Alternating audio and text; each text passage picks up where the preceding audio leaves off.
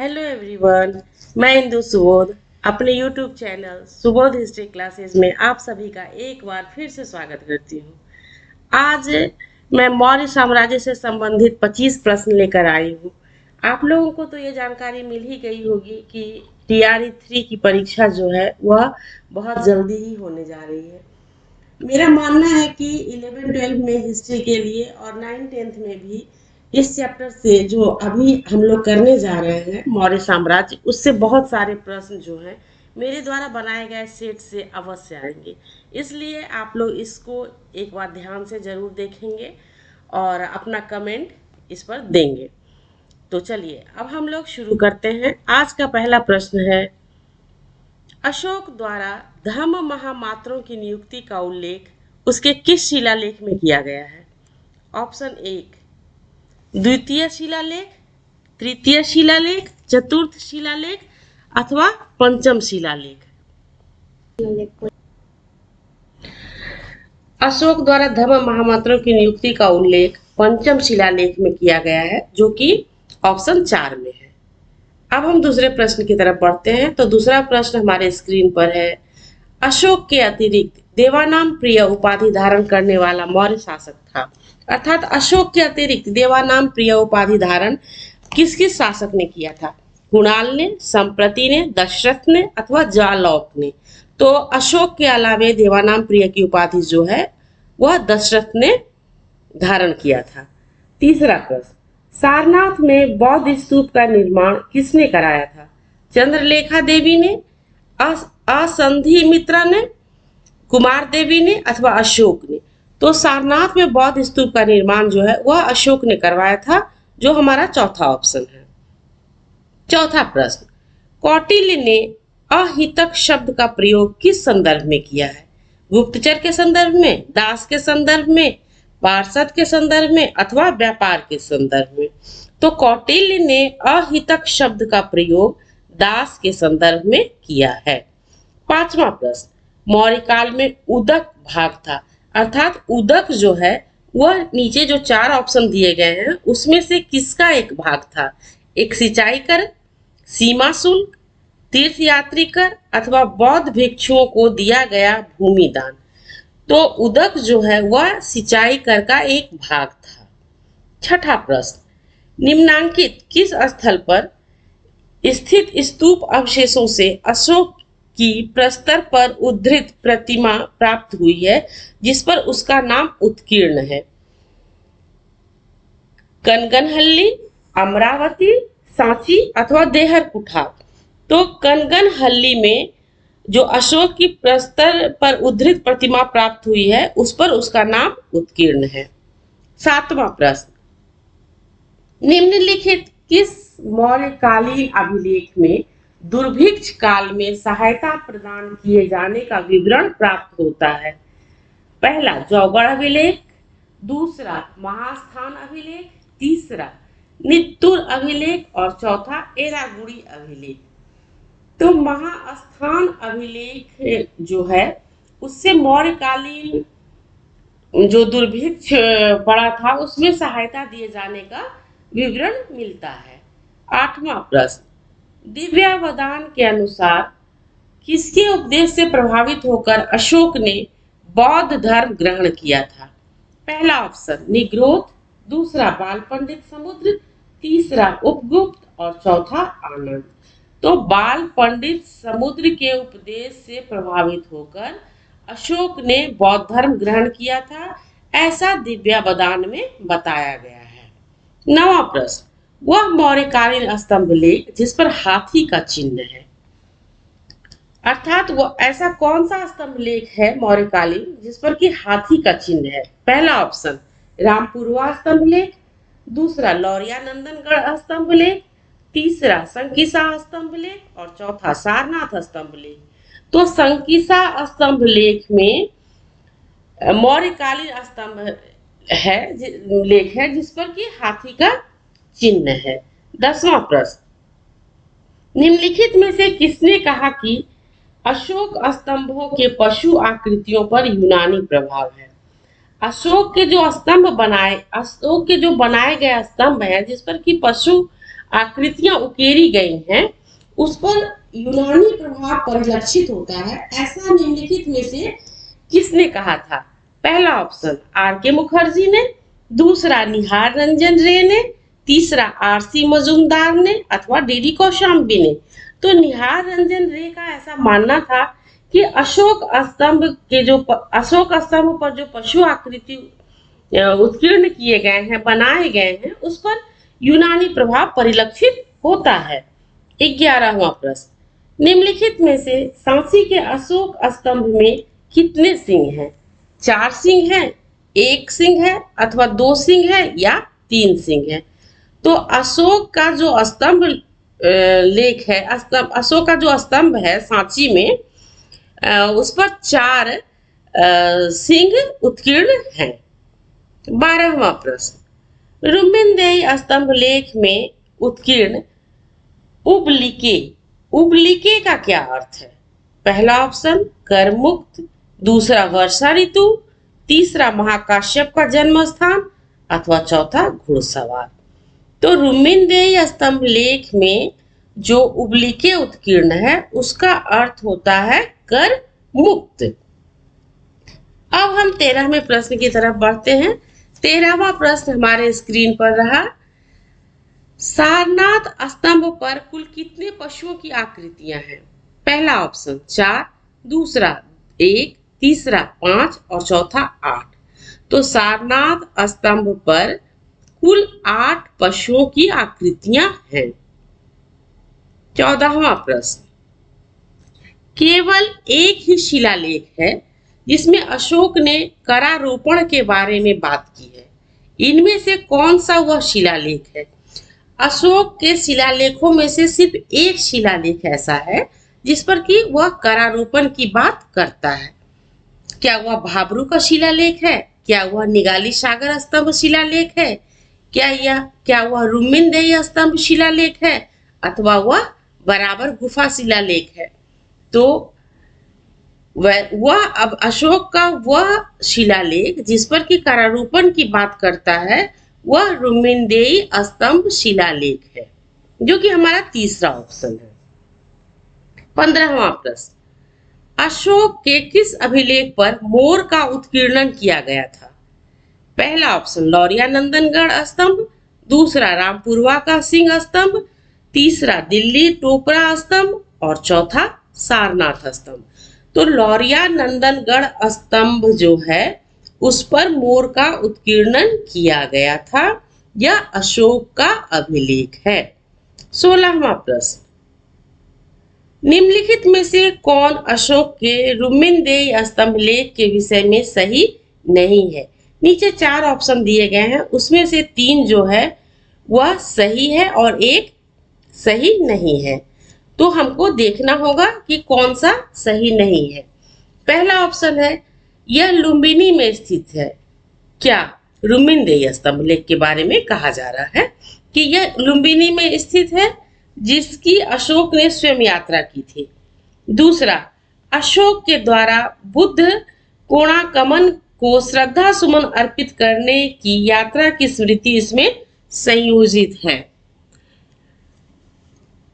तीसरा, अशोक के लुम्बिनी ग्राम को बलि भुगतान के भार से मुक्त कर दिया। और चौथा, उसने वहां के भू राजस्व को घटाकर उपज 1/8 भाग कर दिया। तो हम देखेंगे कि इसमें से सही कौन कौन सा है रुम्मिनदेही स्तंभ लेख के बारे में। तो यह लुम्बिनी में स्थित है जिसकी अशोक ने स्वयं यात्रा की थी, यह कथन सही है। तीसरा ऑप्शन जो है अशोक के लुम्बिनी ग्राम को बलि भुगतान के भार से मुक्त कर दिया गया, यह भी सही है। चौथा जो है उसने वहां के भू राजस्व को घटाकर उपज 1/8 भाग कर दिया, यह भी ऑप्शन सही है। तो दूसरा ऑप्शन जो है वह गलत है। 17वां प्रश्न, अशोक के रुम्मिनदेही स्तंभ अभिलेख के संबंध में निम्न में से कौन सा कथन सही है? तो यहाँ पर ध्यान देना होगा कि 3 कथन गलत है और 1 सही है। पहला ऑप्शन है राजा के धर्म के संबंध में उल्लेख, दूसरा कलिंग विजय के संबंध में उल्लेख, तीसरा, ग्राम से प्राप्त कर में कमी लाने के संबंध में, और चौथा, राजकीय भोजनशाला में पशु वध निषेध के संबंध में। तो अशोक के रुमिनदेही स्तंभ अभिलेख के संबंध में तीसरा ऑप्शन जो है कि ग्राम से प्राप्त कर में कमी लाने के संबंध में, यह कथन सही है। 18वां प्रश्न, कौटिल्य अर्थशास्त्र के अनुसार निम्नलिखित में से कौन सिक्के जारी करने के लिए उत्तरदायी था? किसको सिक्के जारी करने का अधिकार था? लक्षणाध्यक्ष को, मुद्राध्यक्ष को, प्रणयाध्यक्ष को अथवा रूपदर्शक को? तो जो हमारा पहला ऑप्शन है लक्षणाध्यक्ष, उसे ही कौटिल्य के अर्थशास्त्र के अनुसार सिक्के जारी करने के लिए अधिकार मिले हुए थे। 19वां प्रश्न, मौर्य प्रशासन में उपाध्यक्ष प्रभारी अधिकारी थे, किस क्षेत्र से संबंधित थे वह? पहला, परिवहन संसाधन, दूसरा, कृषि संसाधन, तीसरा, जल संसाधन और चौथा, वन संसाधन। तो मौर्य प्रशासन में उपाध्यक्ष जो थे वह वन संसाधन प्रभारी अधिकारी थे। 20वां प्रश्न, निम्नलिखित किस अधिकारी के नियंत्रण में दो विभाग चल मुद्रा एवं लेखा दोनों होता था?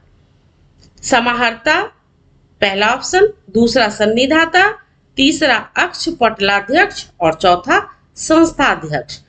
तो अक्ष पटलाध्यक्ष के नियंत्रण में दो विभाग चल मुद्रा और लेखा होता था। अब हम 21 से 25 तक के प्रश्नों को देखेंगे, जिसमें कि या तो मिलान करने का होगा अथवा कथनों पर विचार करना होगा। तो 21वां प्रश्न, इसमें सूची 1 को सूची 2 से मिलाना है। सूची 1 में बौद्ध धर्म प्रचारक के नाम दिए गए हैं और सूची 2 में देश में, अर्थात जो सूची 1 में जिन बौद्ध धर्म प्रचारक का नाम है वह किस देश में बौद्ध धर्म के प्रचार के लिए गए थे। ऑप्शन है उत्तर, दूसरा महेंद्र, तीसरा रक्षित और चौथा महादेव। तो उत्तर जो है वह स्वर्ण भूमि गए थे। तो ऑप्शन 1 जो है वह ए के साथ जाएगा।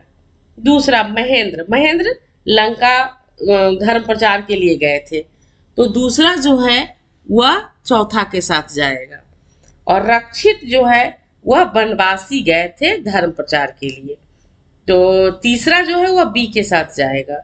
और चौथा जो है महादेव, वह महिषमंडल गए थे।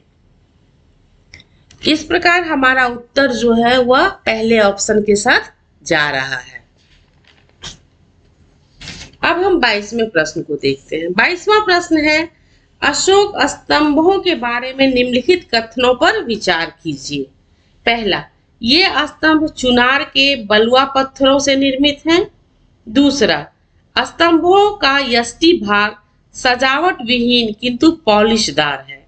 तीसरा, यष्टि के शीर्ष भाग में एक पाषाण को अधोमुखी कमल के रूप में उकेरा गया है। अधोमुखी कमल यानी कि उल्टा कमल।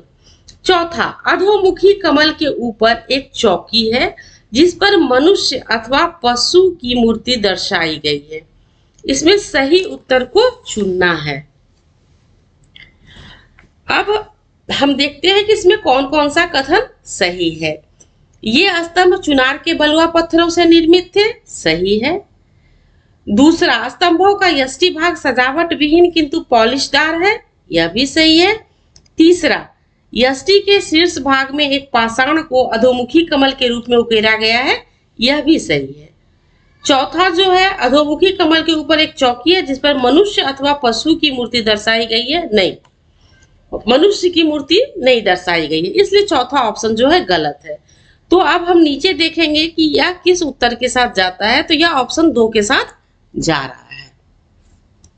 अब हम 23वें प्रश्न की ओर बढ़ते हैं। 23वां प्रश्न हमारे स्क्रीन पर है, निम्नलिखित को सुमेलित कीजिए, अर्थात एक को दूसरे से मिलाना है तथा नीचे दिए गए विकल्पों में से सही उत्तर को चुनिए।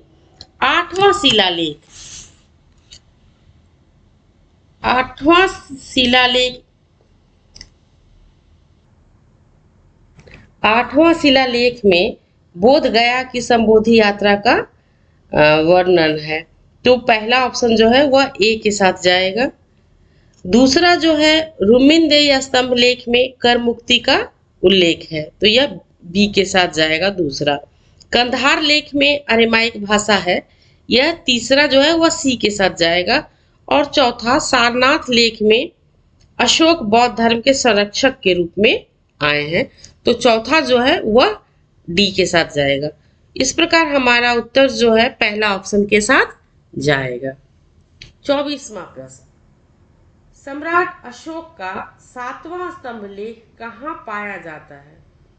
दिल्ली मेरठ स्तंभ लेख, दिल्ली टोपरा स्तंभ, सारनाथ स्तंभ, लौरिया अरेराज स्तंभ।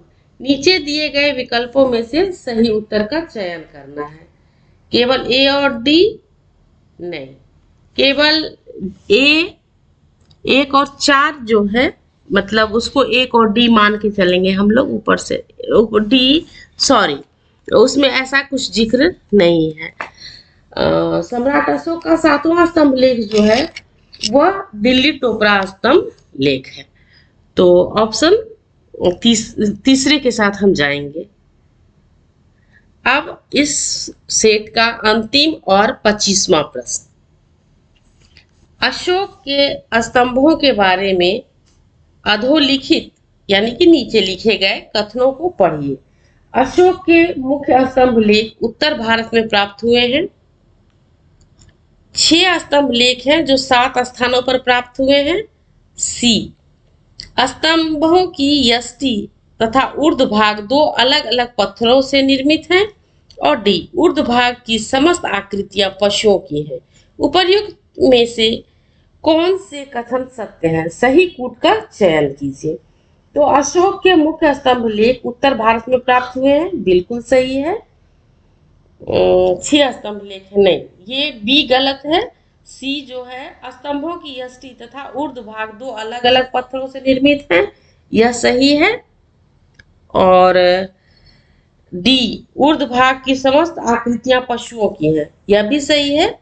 इस प्रकार हमारा उत्तर जो है वह ऑप्शन 2 के साथ जाएगा, यानी कि 1, 3 और 4। इस प्रकार हमारा आज का सेट जो है वह पूरा होता है और उम्मीद है कि इससे कई प्रश्न परीक्षा में आएंगे। आप कृपया शेयर, लाइक और सब्सक्राइब करें। धन्यवाद।